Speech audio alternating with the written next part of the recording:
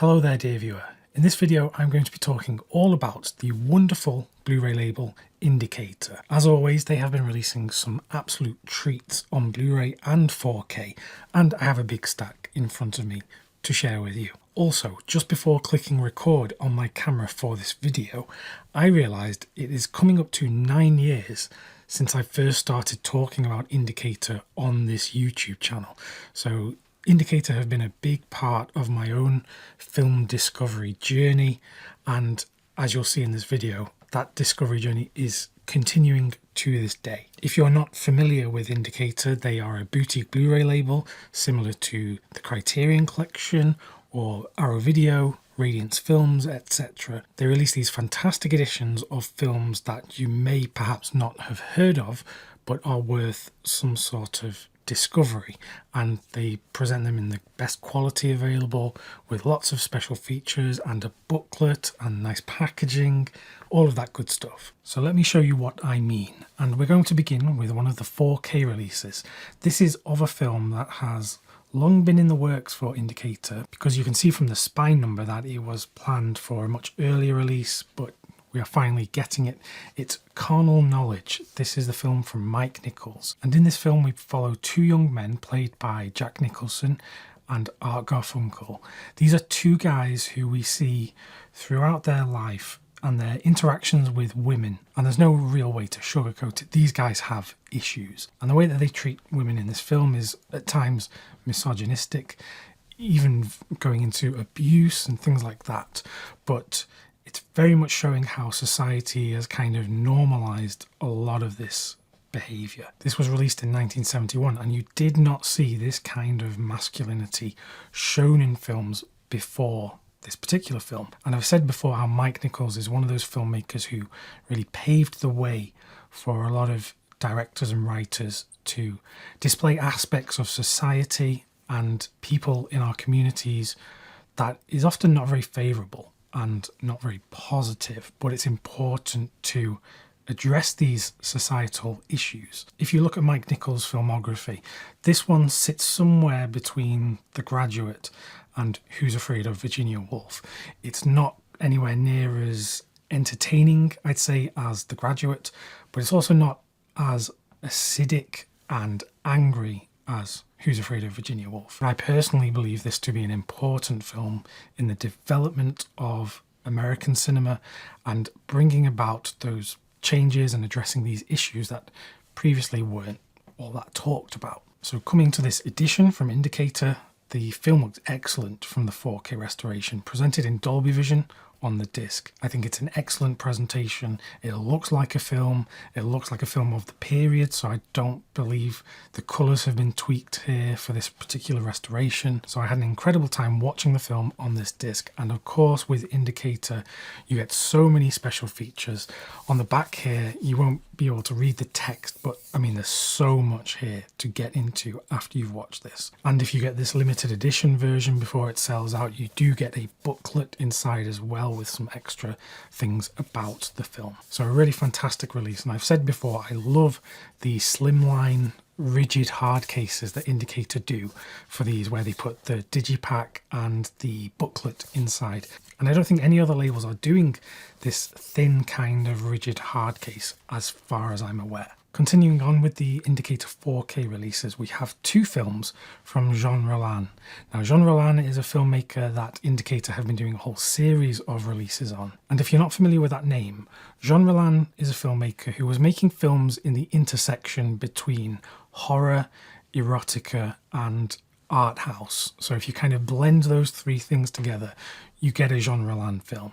They are quite unique in their execution.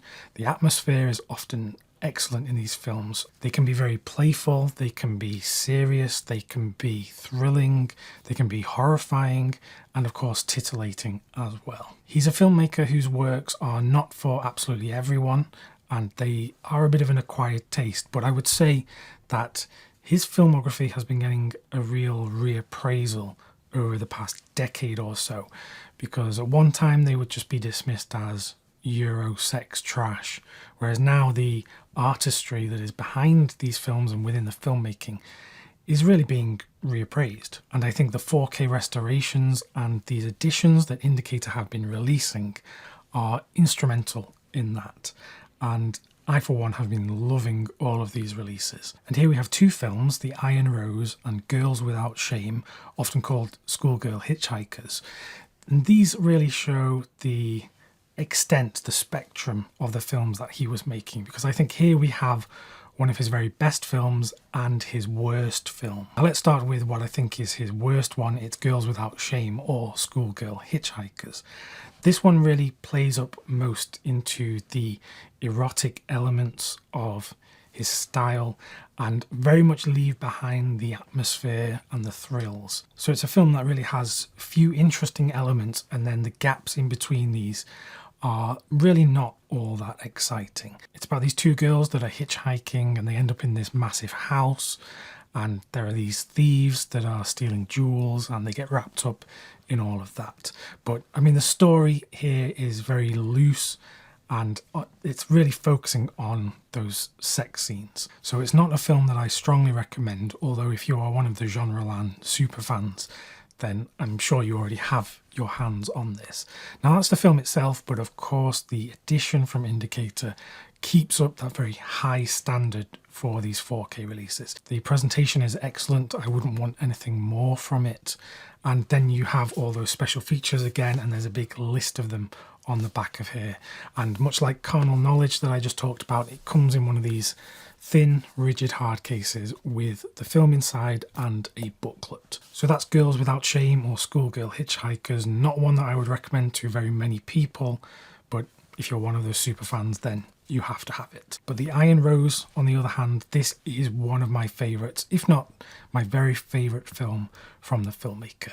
And again, the 4K looks excellent with tons of great special features. This story follows this young couple who end up wandering into this graveyard and they get trapped there almost. There's like a kind of spiritual hold on them as they are in this graveyard, and there are weird things going on. There's this clown that's wandering around and there's spooky stuff here, but it's the atmosphere that is absolutely palpable. The way that the film is crafted is unique to Genreland, and I think a lot of people would look to this film as a way to craft or emulate that kind of atmosphere. It's a beautiful looking film, and again, it's very light on narrative, but for how it makes me feel, it is a film that is absolutely singular in making me feel this way.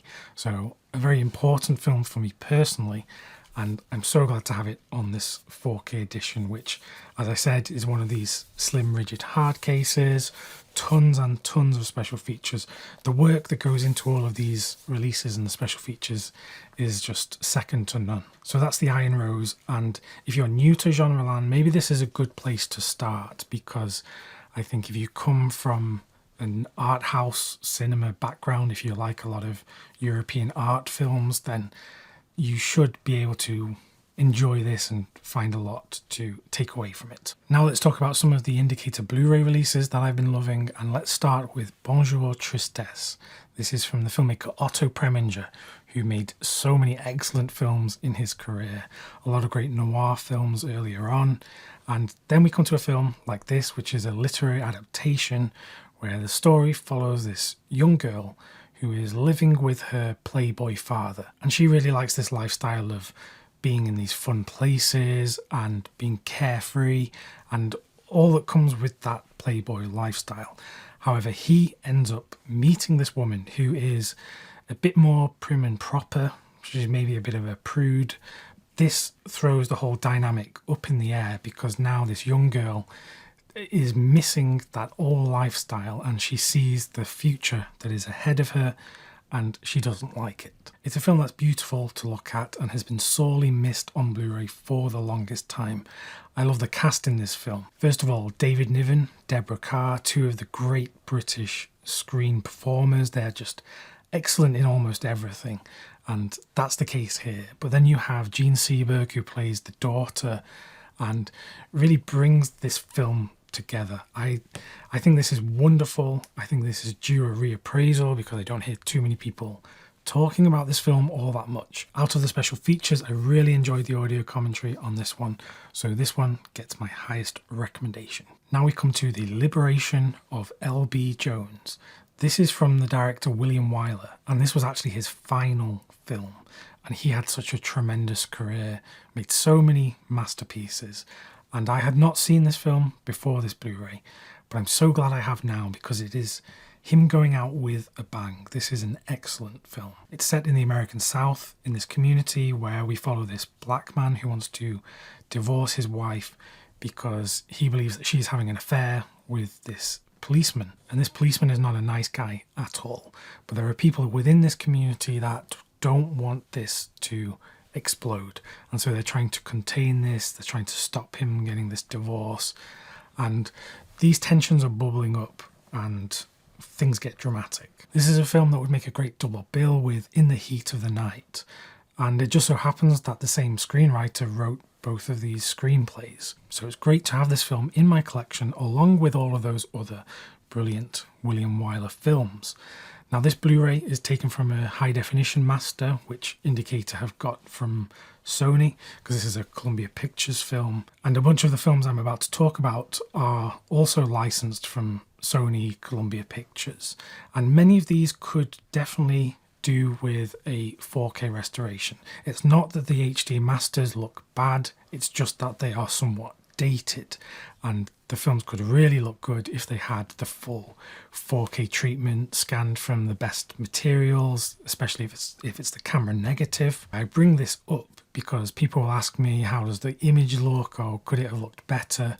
And the situation is, yes, it could have looked better, but it's not in the realm of possibility, given the nature of these films and how much it costs to do a full 4K restoration. Don't let that put you off these discs, because the films look great still and you get all of the fantastic special features. Moving on, we have another of these Columbia titles on Blu-ray. It is the Richard Burton, Elizabeth Taylor adaptation of The Taming of the Shrew. This is directed by Franco Zeffirelli, who we know made a number of Shakespeare adaptations. This is a film I do enjoy, although far from one of my favourite Shakespeare adaptations. This comes at a time when there weren't too many Shakespeare adaptations in cinema as far as I know of, and I definitely know that Elizabeth Taylor in particular was not all that familiar with the material here. This is quite a tricky play to adapt for cinema, and it isn't one of Shakespeare's best works, so that already has a few things going against this film. But I think it's enjoyable, it's colourful, it's fun, and it's very much of the time, but in a good way. That probably doesn't make much sense, but that's how I feel. I'm repeating myself, but lots of great special features and a great audio commentary in particular. This one, I would say, if you're a Shakespeare fan, if you love the works of the Bard, then this is one you should get. But otherwise, I would say there are probably better Shakespeare adaptations that you could spend your time with, including better adaptations of The Taming of the Shrew. Then we come to HMS Defiant, a movie which I have a real soft spot for. Firstly, because I love a nautical adventure in cinema. I talked recently about Master and Commander and why I love that film. And this one is one I enjoy for many of the same reasons, because I love these films that are set on old ships. But beyond that bias of mine, we have a great story here, which centres on this ship's captain and the officer who is underneath him, and their disagreements and their different ways of commanding the ship. This one actually reminds me a lot of another Alec Guinness film, Tunes of Glory, from the director Ronald Neame, which again is about two commanders who are leading this team, and they both have very different styles of commanding. And it's all about the drama that erupts from these different styles coming head to head. It's a film that's colourful and fun, so if you like these boat movies, then this is one to definitely check out. And that's not even talking about how great these performances are from Alec Guinness, Dirk Bogarde and Anthony Quayle. The next film I want to talk about is The Hireling. This one actually won the Palme d'Or at Cannes Film Festival, winning alongside Scarecrow, the Al Pacino, Gene Hackman movie. It's a film that on the surface doesn't scream Palme d'Or winner, but it is all about this class divide between this woman who has just lost her family and she is dealing with the trauma of that. And this man who is a chauffeur and he drives her around and he develops this fascination for her, this obsession. It's a film not just looking at the class divide in a vacuum, but looking at it from the perspective of, following World War One and the general trauma that people living in that time had, mixed in with all of this personal trauma.